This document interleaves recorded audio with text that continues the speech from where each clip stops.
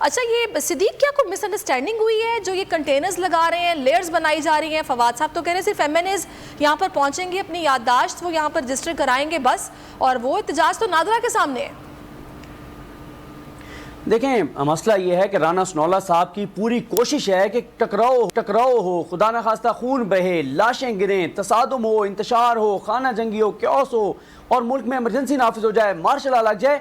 अपनी तरफ से पूरी कोशिश कर रहे हैं। जैसे अभी आपने सवाल भी किया फवाद चौधरी साहब से कि जब ये पीडीएम ने एहतजाज किया था, ज़रा वो फुटेज भी चलानी चाहिए, बोल को वो फुटेज दिखाएं कहाँ खड़े होकर इन्होंने तकरीरें की थी।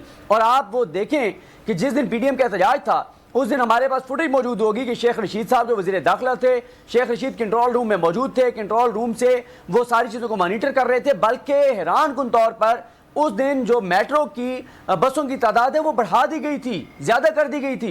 इनको ओपन चैलेंज दिया गया था, इनको कहा गया था कि जितने लोग ला सकते हैं आप लाएं।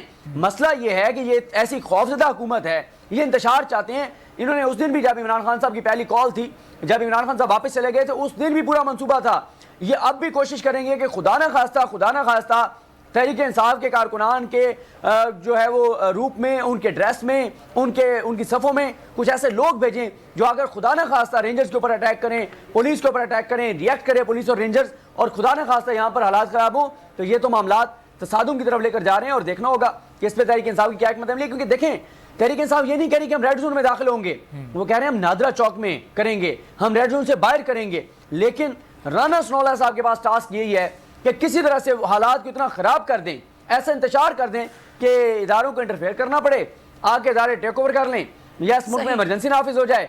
क्योंकि ना हुकूमत में रहना चाहते हैं, ना इलेक्शन में जाना चाहते हैं, इसलिए ये पाकिस्तान को इंतशार के अंदर जो है वो झोंकना चाहते हैं, धकेलना चाहते हैं। पॉलिसी पर काम कर रहे हैं और यही चाहते हैं कि खून रेजी हो, खून खराबा हो। बहुत शुक्रिया आपका सिद्दीक जान और राव रिजवान।